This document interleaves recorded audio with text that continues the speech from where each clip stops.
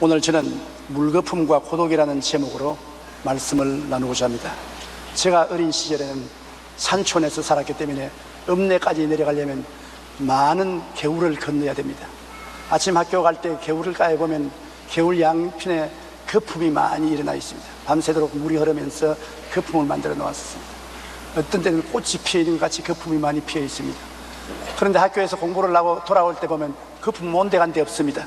다 사라지고 마는 것입니다. 그 후에 제가 늘 느낀 것은 인생은 마치 거품과 같은 것이다. 인생에 살면서 부귀영화 공명 지위명예에 혼세가 있는 것 같지만은 얼마 안 있으면 다 꺼져버리고 없습니다. 한글을 제대로 쓰지 못하던 홍영여 할머니는 70세 독학으로 한글을 깨우치고 80세 가슴이 하고 싶었던 이야기라는 제목으로 자선적인 이야기를 썼습니다. 이 책은 주로 자식에 대한 사랑과 염려의 마음을 담았는데 인생이란 물거품이라는 제목으로 시를 적었는데 굉장히 인상적이어서 제가 여러분께 가져 나왔습니다. 들어보십시오. 인생이란 물거품, 청춘을 자랑하지 마라. 젊은 청춘 되돌아보니 꿈만 갖고 허무하다. 어느새 남은 머리 백발이 되어 시계바늘 가는 대로 힘은 줄어들고 허탈감에 죽을 날만 기다린다. 젊은 청춘들아 노인 보고 웃지 마라. 가는 세월을 누가 막겠느냐. 인생은 돌고 도는 물레바퀴와 같다. 잠깐의 청춘은 간 곳이 없다. 누구나 검은 머리 백발이 되고 누구나 붉은 뺨에 금버섯 판다. 잘나도 백발 오고 못나도 백발 온다. 노인들을 위로하고 불쌍히 여겨라. 노인들을 사랑하고 업신여기지 마라. 인생은 세옹지마라고도 하고 일장지 춘몽이라고도 합니다. 결국 이 땅에 사는 인간은 뒤돌아보면 살아온 것이 다 물거품과 같습니다. 저도 젊을 때는 앞만 바라본다고 뒤를 돌아볼 시간이 없지만 요사이는 뒤를 돌아볼 시간이 많아요.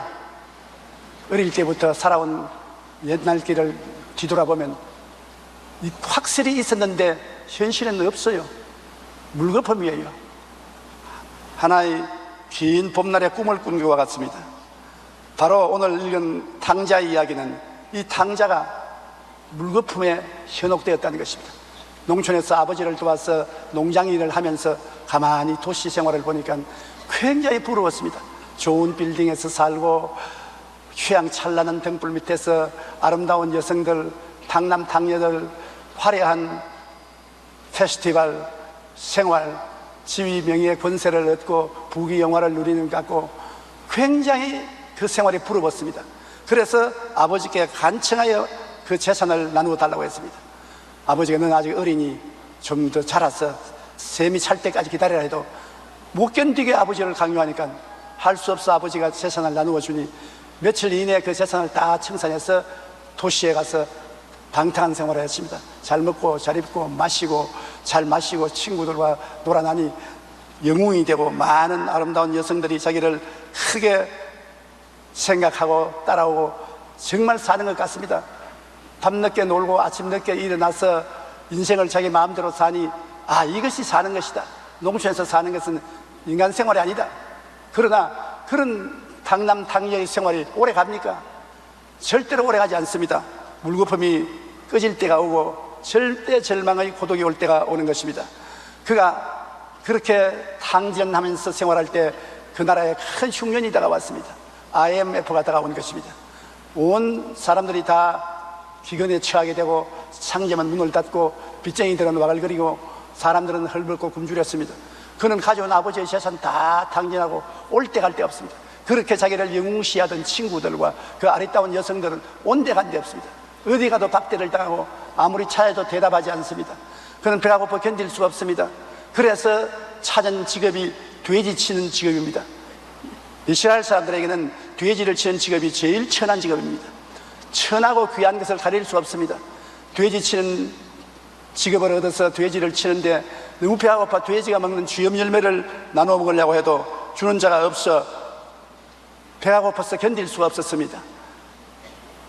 노인과 바다라는 책을 지어 유명한 명성을 낸 해밍웨이가 쓴 노인과 바다의 책에는 한 노인이 물고기 한 마리를 잡기 위해 망망대해 바다에 오랜 고생을 한 이야기가 기록되어 있는 것입니다. 한 노인의 어부소원이 인생에서 제일 큰 고기를 하나 잡아보겠다. 그래서 먼 바다로 나가서 며칠 밤낮을 새가면서 고기를 따라다니다가 정말 큼직한 고기를 잡았어요. 너무 커서 배에 실을 수가 없어서 배 옆에다 묶었습니다. 그리고 돌아오는데 하도 멀리 나갔기에 돌아오는데도 며칠이 걸렸습니다. 그런데 그 고기의 상처에서 피가 흘러나가니까 피 냄새를 맡은 상어들이 따라오면서 그 고기를 뜯어먹어요. 그래서 상어하고 싸우고 돌아오며 발버둥 치고, 그런데 상어는 이 생선에게 달라들어 물고 찢고 온갖 고투를 하면서 항구에 들어와서 기진맥진하여 배를 대고 고기를 들어보니 뼈다귀만 앙상이 남고 살은 다 상어가 뜯어먹어버렸습니다. 그것이 바로 노인과 바다라는 책으로 노벨상을 탄 문학작품인 것입니다. 이것은 무엇을 의미하느냐?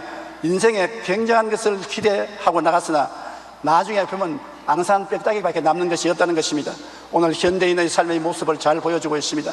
많은 사람들이 삶의 터전에서 자신의 욕망을 이루어보려고 혼신의 힘을 다해 목숨을 걸고 나아가지만 대부분 그 결과는 잠시 있다 사라지는 안개와 같고 물거품 같아서 혐오와 고독과 절망에 몸부림친 따름이라는 것입니다.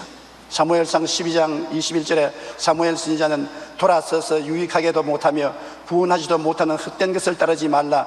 그들은 헛되니라고 말씀했습니다.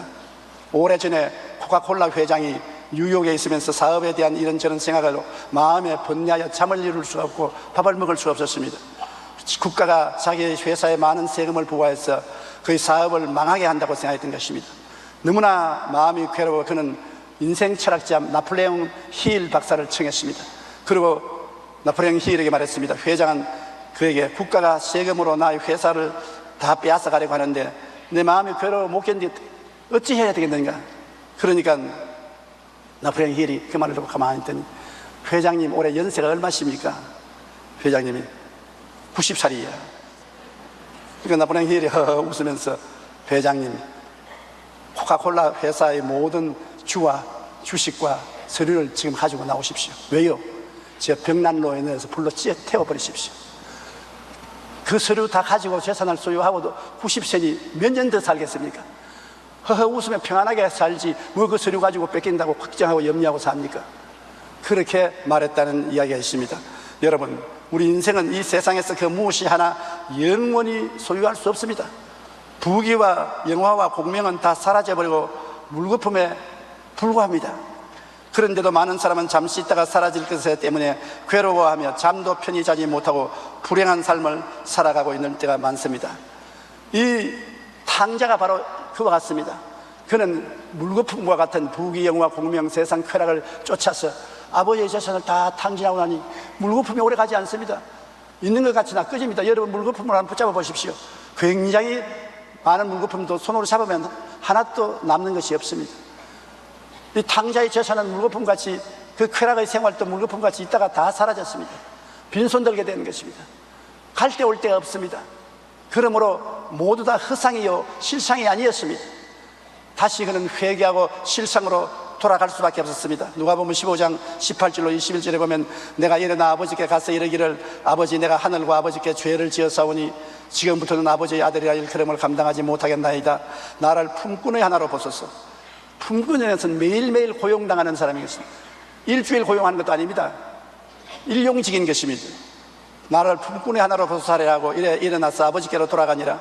아직도 거리가 먼데 아버지가 그를 보고 측은히 여겨 달려가 목을 안고 입을 맞추니 아들이 이르되, 아버지, 내가 하늘과 아버지께 죄를 지었사오니 지금부터는 아버지의 아들이라 일컬음을 감당치 못하겠다 하나. 부귀, 영화, 공명이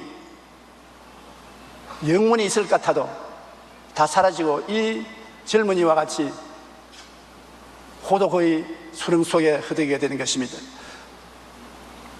부귀와 영화는 모두 다 사라질 물거품인 것입니다. 전도서 1장 2절로 11절 우리 소리내서 다 같이 읽어보십시다. 전도자가 이르되, 헛되고 헛되며 헛되고 헛되니 모든 것이 헛되도다. 해 아래서 수고하는 모든 수고가 사람에게 무엇이 유익한가? 한 세대는 가고 한 세대는 오되 땅은 영원히 있도다.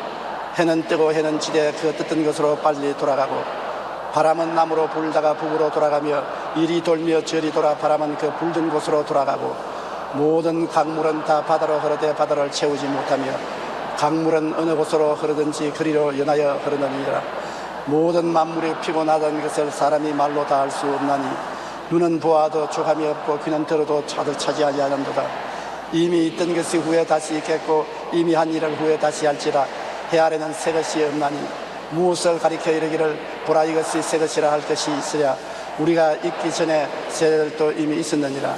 이전 세대의 기억함이 없으니 장래 세대도 그 후 세대들과 함께 기억함이 없으리라. 1866년에 알프레드 노벨에 의해 인류 역사상 최초로 다이너마이트가 발견되었습니다. 알프레드 노벨은 다이너마이트를 발명해서 유럽 최대의 부자가 되었습니다. 그 다이너마이트로 광산을 개발하고 도로를 만들고 새로운 빌딩을 짓는 것이 아니라 총탄을 만들고 폭탄을 만들어서 전쟁으로 수많은 사람을 살해했습니다. 그런데 어느 날 아침 그가 일어나서 평상시처럼 신문을 읽으니까 깜짝 놀랐습니다. 왜냐하면 신문에 대서특필로 다이너마이트의 발명자 알프레드 노벨이 사망했다, 그렇게 써있기 때문인 것입니다. 원래 자기 동생이 죽었는데 신문사들이 오해를 해서 형이 죽은 줄 알고 신문에 그 제목을 잘못 쓴 것입니다. 기사의 첫머리는 많은 사람들을 죽음에 이르게 하는 다이너마이트를 만든 제조업자가 드디어 죽었다라고 기록되어 있었습니다. 그는 큰 충격을 받고 자신의 사망의 기사 앞에서 깊은 침묵에 빠져 심각해졌습니다. 정말 내가 죽는 날이 곧 다가오면 세상 사람들이 결국 이런 정도밖에 나를 평가하지 않겠구나. 내가 수많은 사람을 죽이는 다이너마이트를 만들어 재물과 명성을 얻었지만 결국 내 인생의 마지막은 이렇게 허무하게 끝나는 것이 아닌가. 그리고 그는 새로운 살기로 결심을 하고 예수님을 모시고 하나님을 의지하고 하나님과 사람을 위해서 그 돈을 다 쓰기로 결심했습니다. 그래서 만든 상이 노벨상입니다. 온 세계가 존경하는 노벨상. 이 노벨상을 만든 노벨은 바로 다이너마이트를 만든 시초의 사람인 것입니다. 그가 그 많은 재산을 가지고 잘 살 수 있지만은, 그러나 그 재산이 결국 허무하고 무의미하고 고독밖에 없기 때문에 그를 사회를 위해서, 이웃을 위해서 쓰는데 사용했던 것입니다. 여러분, 인생이 살면 모두 다 그 마음속에 내적 슬픔과 고독이 있습니다. 지위나 명예나 권세나 돈이 아무리 많아도 내적 슬픔이 다 있어요. 대통령이 왜 자살합니까? 세상 사람으로 볼 때는 그 화려하고 모든 사람의 존경을 받고 굉장한 위엄이 있는 자리였던 것 같은데 얼마나 고독하고 슬프고 괴로웠기에 자살합니까? 저 돈 많고 지위 있고 명예 있고 고급 차를 타고 좋은 집에 사는 사람은 얼마나 평안하고 좋겠는가, 그렇게 생각하는 것입니다. 그러나 그 사람들을 찾아가 보십시오. 그 마음속에 다른 사람과 나눌 수가 없는 마음의 고독과 슬픔을 다 가지고 있는 것입니다. 에레미야서 2장 19절에 내 하나님 야훼를 버림과 내 속에 나를 경외함이 없는 것이 악이요 고통인 줄 알아. 하나님 없이는 마음속에 악과 고통이 떠나지 않습니다. 전도서 2장 23절에 일평생에 근심하며 수고하는 것이 슬픔뿐이라 그의 마음에 밤에도 쉬지 못하다니. 잠언서 15장 13절에 마음의 즐거움은 얼굴을 빛나게 하여도 마음의 근심은 심령을 상하게 한다고 말한 것입니다. 한 연구에 의하면 건강하게 오래 살려면 친구가 많아야 된다고 말했습니다. 이 세상 부귀영화 공명 쾌락이 많아야 오래 사는 것이 아니라 이 세상에 다정한 친구가 많으면 오래 산다는 결론이 나왔습니다. 호주에서 노인들을 대상으로 10년간 추적해온 연구에 따르면 친구가 많은 노인들은 친구가 없거나 적은 노인에 비해 사망률이 22%나 감소했다고 합니다. 하버드 의대에 실시한 연구에 따르면 친구가 많은 사람은 나이가 들어도 대뇌 건강 상태가 양호한 것으로 나타났습니다. 친구와 만나 얘기를 나누는 빈도가 중요한 것이 아니라 그냥 친구가 있다는 사실만으로도 큰 힘이 된다는 것입니다. 센트바바라 캘리포니아 주립대의 교수인 벨라 드 파울로는 건강을 유지하는 데 배우자나 가족보다 친구의 역할이 더 중요하다고 설명했습니다. 또한 친구 관계가 끈끈한 사람은 감기에도 잘 걸리지 않는다는 연구 보고가 있습니다. 친구가 있는 사람은 스트레스를 덜 받고 스트레스를 받더라도 금방 풀 수 있기 때문에 면역력이 강화된다는 것입니다. 런던 타임스는 설문조사를 통해 친구에 대해 이렇게 정의했습니다. 첫째, 모든 사람이 다 나를 버릴 때도 나를 찾아오는 사람. 둘째, 나의 침묵을 이해하는 사람. 셋째, 나의 기쁨을 더해주고 나의 슬픔을 들어주는 사람이 됩니다. 세상에 이런 절대적인 친구는 바로 너도 아니고 나도 아니고 예수님이십니다. 누가복음 7장 34절에 인자는 세리와 죄인의 친구라고 했습니다. 세리와 죄인은 세상에서 가장 천대받는 존재입니다. 그런데 그 사람들의 친구로서 예수님이 자기를 제시한 것입니다. 온 세상 다 날 버려도 주 예수 안 버려. 예수님만이 나에게 가장 가까운 친구입니다. 사람 수가 많다고 해서 다 친구가 많은 것은 아닙니다. 나에게 가장 가까운 친구인데 가장 가까운 그 친구가 예수님인 것입니다. 우리가 죄인일 때도, 불경건할 때도, 병들어 괴롭거나 삶의 고난과 심지어 죽음의 길에도 절대적인 친구는 바로 주 예수님이신 것입니다. 여러분, 나이를 먹으면 죽는 날을 늘 생각합니다. 김중근 목사님이 천국 가기 전에 우리들에게 부탁이를 고통 안 당하면서 천국에 가도록 하나님께 기도하는데 도와달라고 그러셨습니다. 저도 요사이 기도할 때 늘 그렇게 기도합니다. 하나님, 내가 세상을 뜰 때 고통 당하지 않게 해주시옵소서. 괴로움 당하지 않게 해주시옵소서. 그 괴로움은 누구하고도 나눌 수가 없습니다. 자기 혼자 정말 일생의 최대의 고독한 괴로움을 당해야 되는 것입니다. 괴로움 없이 세상을 뜨게 해주시옵소서. 여러분, 미리 그런 기도를 다 해놓아야 되는 것입니다. 왜? 지금은 젊지만 눈 깜빡할 사이에 백발이 다가오는 것입니다. 그런데 그 죽음의 고독한 길을 걸어갈 때 손을 내밀고 환영을 해주는 분이 누구십니까? 예수님이십니다. 그 절대적인 고독의 길에 들어서서 고통하고 몸부림칠 때 아무도 도와주는 사람 없고 아무도 반겨주는 사람 없고 오직 나를 도적질하고 죽이고 멸망시키는 마귀만 번득거리는 눈을 가지고 나를 삼키려고 덤벼들면 그 고통이 얼마나 크겠습니까? 꿈이 아닙니다. 지어낸 이야기가 아닙니다. 현실입니다. 우리가 다 당할 일인 것입니다. 언제 죽음이 나를 데리고 갈지 모릅니다. 그러나 아무리 죽음이 다가와도 사망의 음침한 골짜기를 지나도 그곳에 반기며 안아줄 손길이 있습니다. 예수님인 것입니다. 나 먼저 나의 죄를 짊어지고 십자가에 못 박여 죽으셨다가 그 모든 죽음의 고통을 정복하고 부활하신 예수님, 내가 곧 길이요 진리요 생명이니 나로 말미암지 않고는 하늘에 올 자가 없나니라. 볼지어다 내가 항상 너와 같이 하느니라. 이 예수님이 얼마나 감사합니까? 우리가 죄인일 때도 우리를 찾아오신 예수님, 내가 의인을 부르러 온 것이 아니라 죄인을 불러 회개시키러 왔다고 말하시는 예수님, 죄인일 때도 같이 하고 불경건할 때도 같이 하시고 병들어 괴로워할 때도 예수님은 우리 곁에 계셔 위로해 주시고 삶의 고난 속에서도 우리의 손목을 잡고 같이 걸어가시고 절대 고독인 죽음의 길에도 주님은 친구가 되어 주십니다. 이런 친구가 세상에 어디에 있습니까? 찾아볼 수 없는 것입니다. 복음성가에 예수보다 더 좋은 친구 없네, 예수보다 더 귀한 친구 없네 찬송이지 않습니까? 우리 한번 같이 불러볼까요?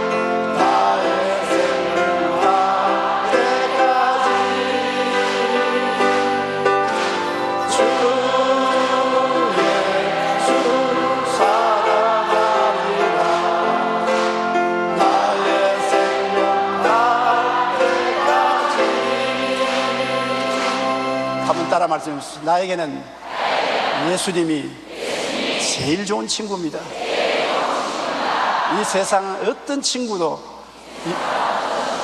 예수와 같지 않습니다.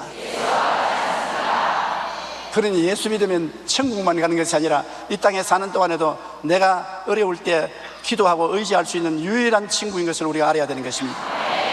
우리가 세상의 부귀 영화 공명을 부러워하지 마십시오. 그것은 시대가 달라지면 물거품 것처럼 다 사라지고 마는 것입니다.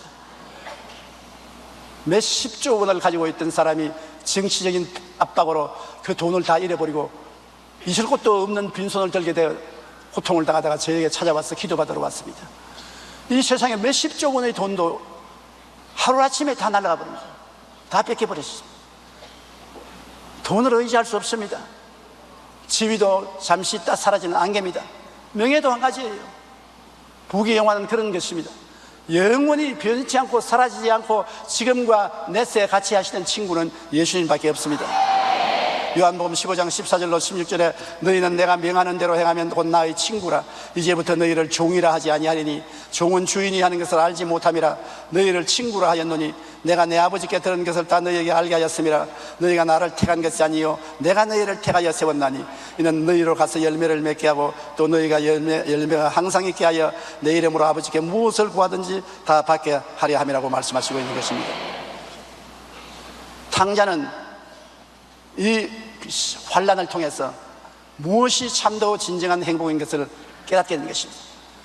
물거품이 그를 행복하고 진실하게 만드는 것이 아니라는 것을 깨닫게 되는 것입니다.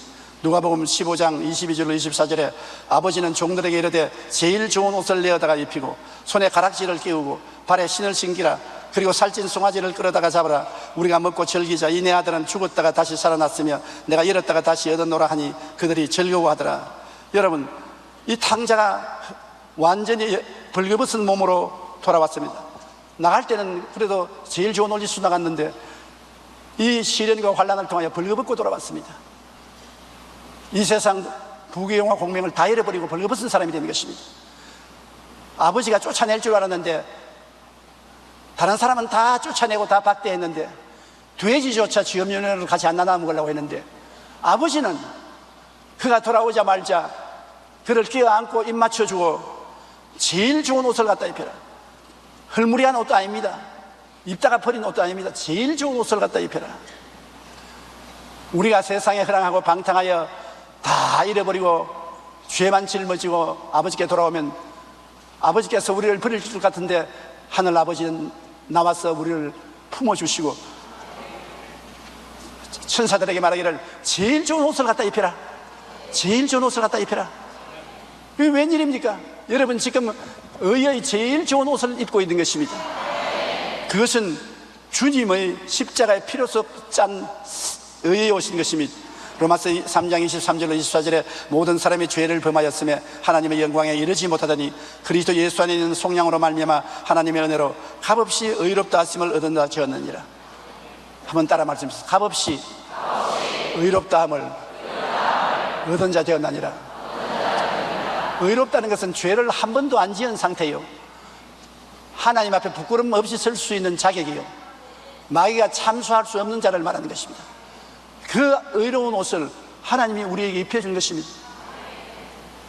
죄 덩어리인 우리가 썩은 냄새를 내면서 주님께 찾아왔을 때 반드시 버릴 줄 알았는데 우리를 안아주시고 입 맞춰주시고 제일 좋은 옷을 입혀주는 것입니다. 그리고 종들에게 말하기를 반지를 갖다 끼워라. 유대인들은 자식을 낳으면 반지를 만들어서 아버지, 어머니, 형제 간의 이름을 적어서 끼워주는 것입니다. 가족이 되었다는 증거인 것입니다. 이 젊은 청년은 집을 떠날 때 반지를 빼서 던져버렸습니다. 나는 이 가족이 아니라. 그래서 돌아올 때 나를 품꾼의 하나로 보아달라고 하는 것입니다. 근데 아버지는 그 아들에게 빨리 반지를 가지고 와서 끼워주라. 그는 내 아들이고 너 형제들이다.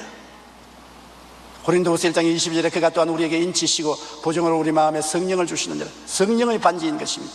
갈라디아서 4장 1절에 너희가 아들이므로 아들의 영을 우리 마음 가운데 보내서 아빠, 아버지라 부르게 하시느니라. 성령의 인을 쳐주시는 아버지, 성령의 반지를 끼워주는 것입니다. 여러분 보고 하나님께서 내 아들이다, 내 아들의 증거로서 성령의 반지를 끼워주라, 성령의 인을 쳐주라. 여러분과 나는 다 성령 받은 사람인 것입니다. 예수 안 믿는 사람은 성령이 없습니다. 그러나 우리는 성령이 우리 속에 계셔서 성령이 우리로 하여금 예수를 그리스도로 믿도록 만들어 주신 것입니다. 그러므로 성령의 반지를 우리 영혼의 손에 끼는 것입니다. 그리고 주인이 말하기를 신발을 갖다 신겨라. 옛날에 종과 아들은 밖을 봐서는 분별을 못합니다. 밭에서 일할 때 종도 일하고 아들도 일합니다. 그러나 밑을 보면 종은 신발을 벗었고 맨발이고 아들은 신발을 신는 것입니다. 이 아들이 집에 돌아올 때 신발을 벗고 온 것은 종으로 온 것입니다.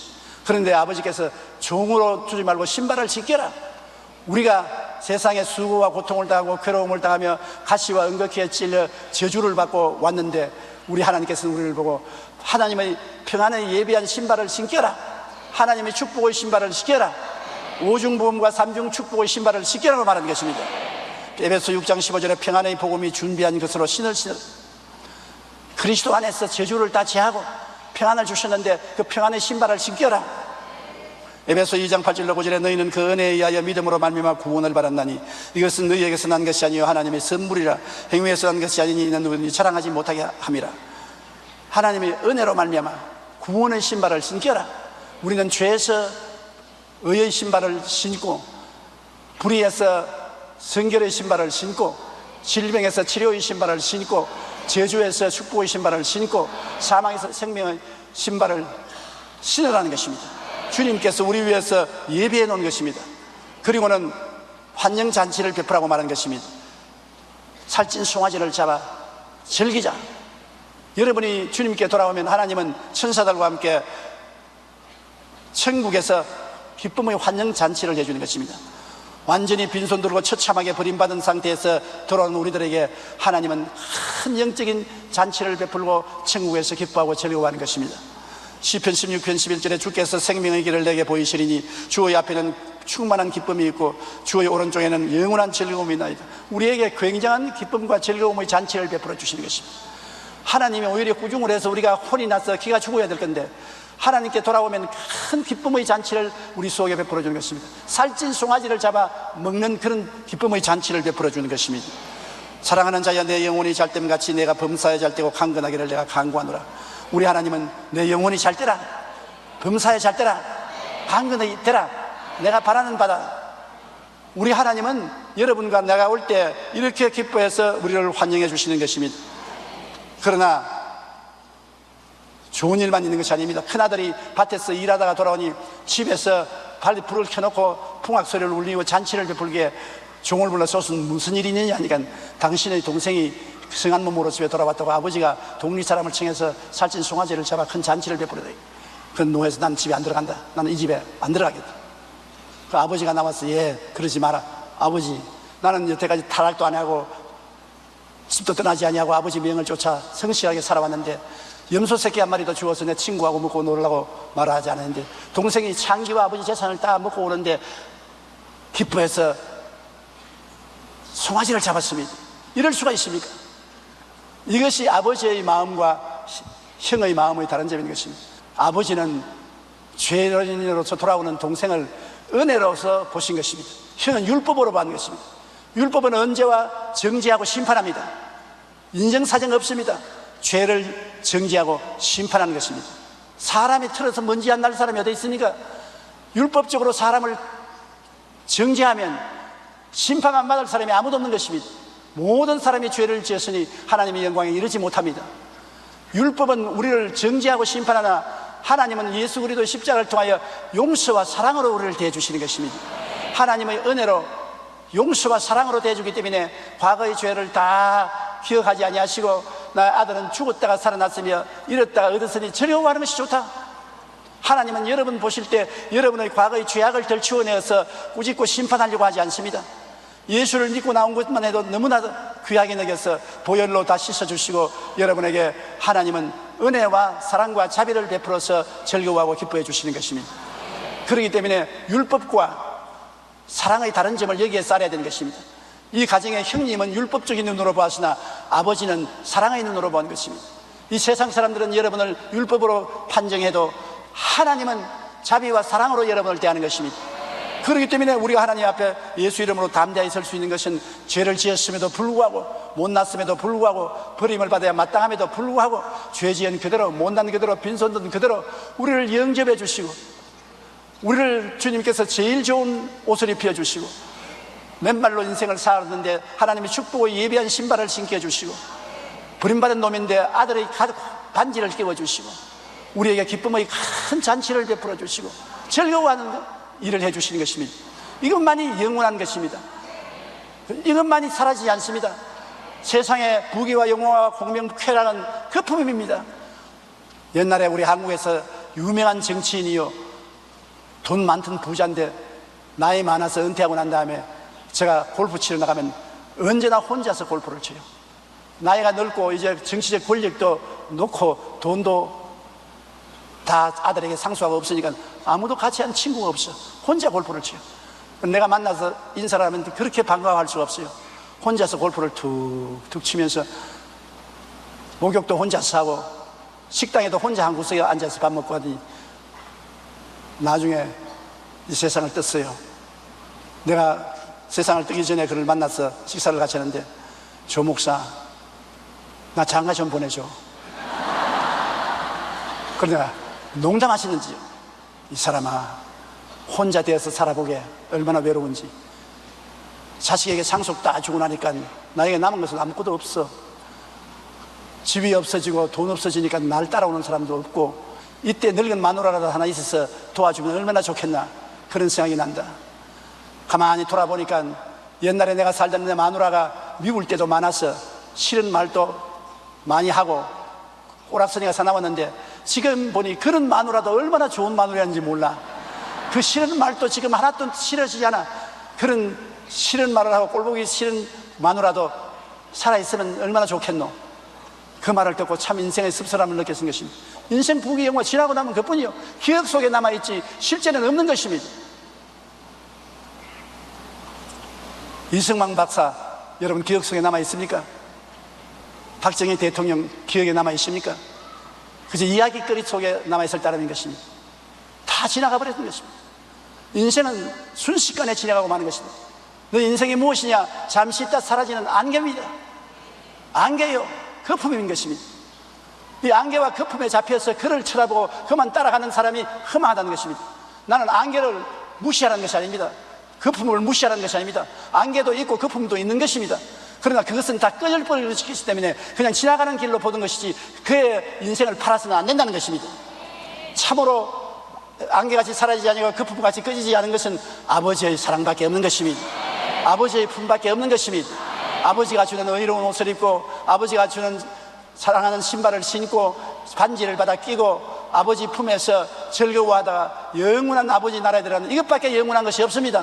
아버지 하나님과 그 아들 예수를 통해서 구원받아 영생을 얻는 이것이 가장 여러분 귀하고 중요한 것이고, 이것 이외에는 다 없어질 것밖에 없는 것입니다. 이 세상에서 잃어버리고 버림받고 죽은 자와 같은 삶과 고독에서 누가 우리를 건져주겠습니까? 아버지밖에 없지 않습니까? 사라진 돈이 우리를 건져줍니까? 사라진 명예가 우리를 건져줍니까? 떠나간 친구가 우리를 돌봐주는 것입니까? 아니요, 헛된 것입니다. 다 꿈같은 일인 것입니다. 영원한 벗이 되어주는 이는 하나님 아버지와 예수님밖에 없습니다. 그러므로 정신을 차리자는 것입니다. 헛된 데 정신을 팔지 말라는 것입니다. 이 젊은 청년과 같이 물거품을 보고 거기에 현혹되어서 모든 것을 거기에 다 투자했다가 나중에 버림받고 고독한 인간이 되었다가 좌절과 절망 속에서 영원한 것을 발견하고 아버지께로 돌아와서 새 사람을 살 수 있게 되었다는 글이 기록된 것입니다. 이것이 진실인 것입니다. 여러분의 현실에 정말로 영원한 것, 잃어버리지 않을 것, 버리지 않을 것, 그것이 예수 믿고 아버지를 섬기는 것입니다. 예수님 믿고 아버지 섬기는 것보다 귀한 보화가 없습니다. 이것보다 더 아름다운 것이 없습니다. 그러므로 우리가 사는 이 세계 자체가 안개요 물거품이니까 여기에 현혹되어서 내 정신을 팔고 하나님 아버지와 예수 그리스도의 은혜를 잊어버리는 어리석은 사람이 되지 말기를 바랍니다. 인생은 잠시 지나가는 나그네 길인 것입니다. 잠시 후면 다 떠나가고 다 손에 놓치고 다 잃어버리고 마는 것입니다. 그러나 안 잃어버리고 안 떠나고 영원한 것, 이 아버지 하나님과 예수님과 같이 있는 것 얼마나 좋은 일인 것입니까? 그러므로 이 진실을 여러분 보고서 인생을 사시기를 바랍니다. 허상을 바라보고 살지 말고 실상을 바라보고 사시기 바랍니다. 열심히 사세요. 이 세상에서 열심히 살지만은 바로 살아라는 것입니다. 속아서 살지 말라는 것입니다. 헛되게 살지 말라는 것입니다. 거품도 붙잡아 보세요. 안개도 붙잡아 보세요. 그러나 그 속에 현혹되지 마십시오. 그 속에서도 실상 아버지 하나님과 예수님만이 잡아놓으면 영원히 남아있지 그 부분은 사라지고 만다는 것입니다. 우리 다 같이 고개에서 기도드리십시오. 하나님, 우리 아버지, 이 부자의 둘째 아들은 현실 속에서 물거품을 바라보고 유혹이 되어서 물거품이 삶의 전부인 줄 알고 뛰어들어갔다가 불황이 다가오면 물거품은 다 꺼지고 비참하게 된 체험을 성경에 기록하고 있는 것입니다. 아버지 품에 있을 것을 영원하고 아름다운 것인데 그것을 놓아버리고 물거품을 따라갔다가 그는 좌절과 절망에 빠진 이야기가 있습니다. 아버지 하나님, 이 세상은 물거품입니다. 안개입니다. 구름입니다. 이곳에 우리가 현혹되어서 따라가다가 안개가 사라지고 물거품이 꺼져버리면 우리는 허망하게 되고 버림받고 한없이 고독하게 됩니다. 아버지, 이 속에 살면서도 진실한 것을 알고 영원한 것을 알고 변치 않는 것을 알고 그것을 붙잡고 그 안에 살게 도와주시옵소서. 우리 주 예수 그리스도 안에 있는 아버지의 사랑만이 영원한 것이요 소망찬 것이요 기쁜 것인 것을 알게 하여 주시옵소서. 예수님 이름으로 기도드리옵나이다.